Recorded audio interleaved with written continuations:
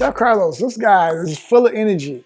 Private chef, personal chef, someone that loves food. Food is my life. I'm a motivated speaker, consultant. I'm the restaurateur. You name it, that's who Chef Carlos is. Somebody that loves and gravitates for food, for the art of food.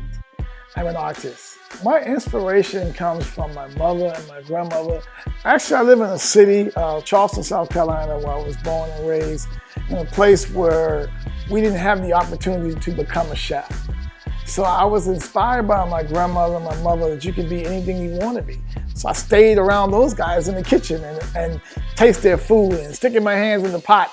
And that inspiration gave me something new. And I always wanted to give back to them because I knew that when they got in the kitchen, their heart was in the food. And no matter what we had in our curry, they made magic out of food.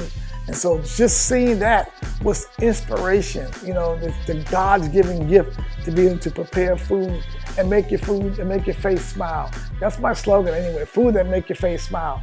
Not only that it was an inspiration, but it also brought family together. We had to pray together because food made us pray.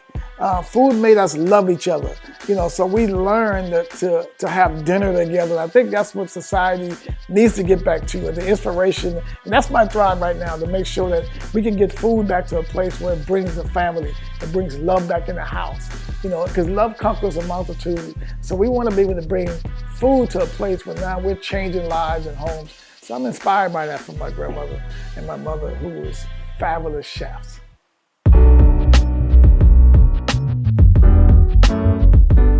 I've worked with so many great people. One was Miss Oprah Winfrey, and I can tell you a quick story about that. I was in a place called Selma, Alabama, in a small hotel that was like ran down, and I was cooking food there. Well, Paramount Pictures came through and said, "Hey, we got this celebrity coming through here, and we need a chef to make this food." They tried my food and was blown away. They never told me it was Oprah Winfrey. I had no clue it was her. I just do what I love. And so I made this food. Who walks in the door with this great smile? Hello! It was Oprah Winfrey. And the first thing she did is went to the food. And she was blown away by the food. And she didn't act like, oh, I'm Oprah. It was, wow, this is incredible art. So it was Oprah, Shaquille O'Neal, Whoopi Goldberg, who else was that? Oh, Viola Davis, such a wonderful young lady. I had the opportunity to serve her and her husband, which was Julius Tillman, which was a fabulous time, who also inspired me. And that was just, the list goes on and on. You know, just so many different people. I've actually served President Barack Obama when he was the senator. That was pretty cool as well. So I had that opportunity, and you know, just a lot of people. Okay, so now you want to talk about the part that's going to make you go, Okay, so yeah, food is my life. I love creating. That's what makes you and keeps you grounded. That's my safe haven to be able to create. One of my famous dishes, that's the shrimp and grits. You know, it comes from my hometown. Shrimp and grits is just an old-time favorite. It's not regular. It's not a regular shrimp and grits, so you can't just go next door to Johnny. He don't have it. You got to come to Chef Carlos to get that. I've also had the opportunity to prepare a lot of game foods. So I've dealt with kangaroo and ostrich and all types of seafood. So you're talking about salmon and all kind of fish. I am a fish fanatic. I love making salmon. I love making grouper and sea bass. But the best thing about those dishes is the sauce that you prepare with them. Because I am a saucier, I make sure that I prepare a sauce that's going to be mwah. There's also the Cajun flair. I love the Cajun flair because I could take you back to okra gumbo. You know, we do all those things, etouffees, all those fabulous dishes that you can find in even Charleston or New Orleans or Savannah, those type places. We really bring food to you. The thing about my food, I don't make it spicy where it's biting your tongue off.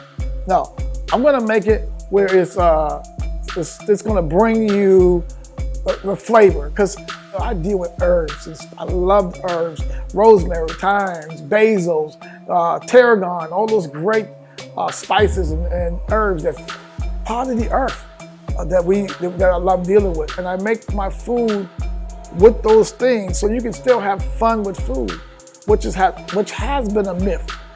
People don't know that food is fun. It's not what you cook, how you cook it. Presentation is a must, okay? It's a must. I'm a gourmet as well, so presentation, the way you present food is the way you present yourself. What I put on the plate is how I present myself.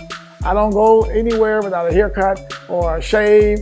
I just won't do it. I won't put on a dirty shirt. Why? Because it's a presentation, and the presentation is how you present yourself, and that's why I think about food. It should be a presentation of art.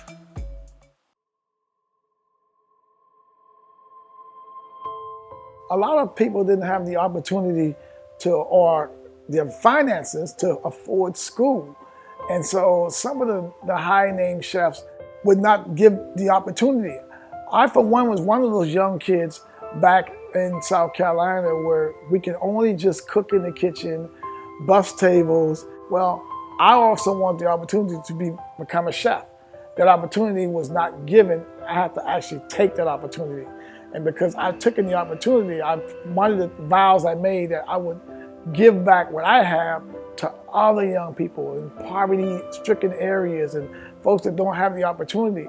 And because cooking is not just an art, it's discipline. It helps the young people to become disciplined today. So now I give back. I work with special needs children. I work with kids that are in juvenile. I want to give because they're there for a reason, because someone didn't take the time with them to give what we call our gift. Because I've seen the hurt, I've seen the pain of young people, I've seen the frustration, but I've also taken time with them and said, I know what it is. You're missing the element or the recipe for your gift. And so I use my gift to tap into the recipe of whatever they want to be in life to become successful. And that's my goal, to make successful people. And that's why these chefs are coming up now under me, and they're great chefs. They already had them inside them, just need somebody to bring it out.